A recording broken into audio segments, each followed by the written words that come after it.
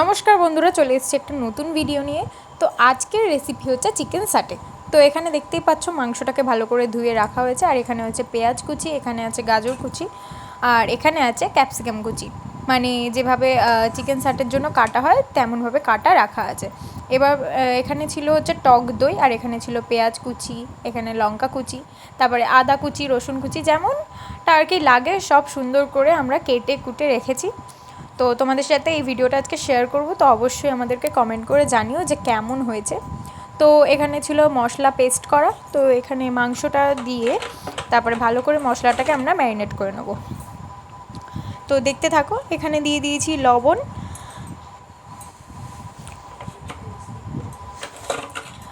আর please ভিডিওটা কেউ skip করবে না, পুরো ভিডিওটা দেখবে, অবশ্যই মানে তোমাদের ভালো লাগবে।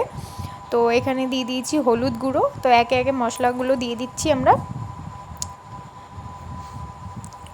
তো তোমরাও বাড়িতে ট্রাই করতে পারো যে এইভাবে ঘরোয়া পদ্ধতিতে বাড়িতে মানে চিকেন সাটে বানিয়ে করলে খেলে খুবই ভালো লাগে, মানে আর খুব সুন্দরও হয়েছিল। বাড়িতে আমরা এই ফার্স্ট টাইম ট্রাই করেছি, খুবই সুন্দর হয়েছে। আর কে কে ট্রাই করেছো সেটাও জানিও, আর পরে কি রেসিপি দেখতে চাও সেটাও আমাদের কমেন্ট করে জানিও, অবশ্যই তোমাদের রিকোয়েস্ট রাখবো। আর এখানে হচ্ছে আমরা যেই মশলাটা পেস্ট করেছিলাম ওই পেস্ট মশলাটা দিয়ে দিয়েছি। আর এখানে ছিল হচ্ছে গন্ধরাজ লেবু, তো তোমরা চাইলে পাতিলেবুও দিতে পারো। তো এখানে গন্ধরাজ লেবুটা ভালো করে চিপে নিয়েছি, আর এটা হচ্ছে আমাদের গাছের গন্ধরাজ লেবু।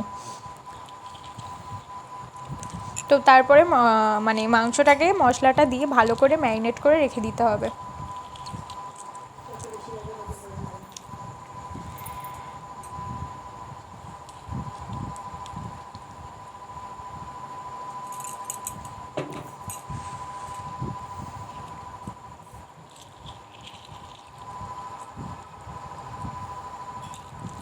তো পরিমাণ মতন লেবুর রসটা দিলেই হবে, তো আগে থেকে করে রাখলে একটু বেশিই ভালো হয়, বাট আমাদের ঠিক খেয়াল ছিল না ওর জন্য।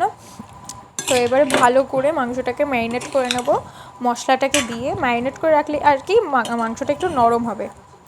আর অনেকক্ষণ রাখা ছিল, আমরা প্রায় সেই দুপুরবেলা ম্যারিনেট করে রেখে দিয়েছিলাম। আর এখানে দিয়ে দিয়েছি টক দই দিয়ে ভালো করে ম্যারিনেট করে রাখা ছিল। তারপরে সন্ধেবেলা আর কি বানানো হয়েছে চিকেন সাটে। তো এই যে ম্যারিনেট করা হয়ে গেছে সুন্দর করে, তো এবারে আমরা এটা ঢাকা দিয়ে রেখে দেবো। তো তারপরে এই যে দেখিয়ে দিলাম, আমরা এইখানে একটা ব্যাটার গুলিয়ে নিয়েছিলাম, আর এই যে চিকেন দিয়ে ক্যাপসিকাম দিয়ে পেঁয়াজ দিয়ে একটা কোডিং আমরা করে নিয়েছি। আমরা টমেটো ইউজ করিনি, এখানে আমরা গাজর দিয়েছিলাম। তো কেউ কেউ চাইলে টমেটো দিয়েও করতে পারো। আর যেহেতু একা হাতে ভিডিও করছিল মা, তার জন্য একটু অন্যরকম হয়ে গেছে। তো এখানে হচ্ছে আমরা একটা আমরা বাড়িতে সসটাও আবার সুন্দর করে বানিয়েছিলাম, মানে দোকান থেকে কেনা সসটাই আমরা সুন্দর করে একটু করেছিলাম।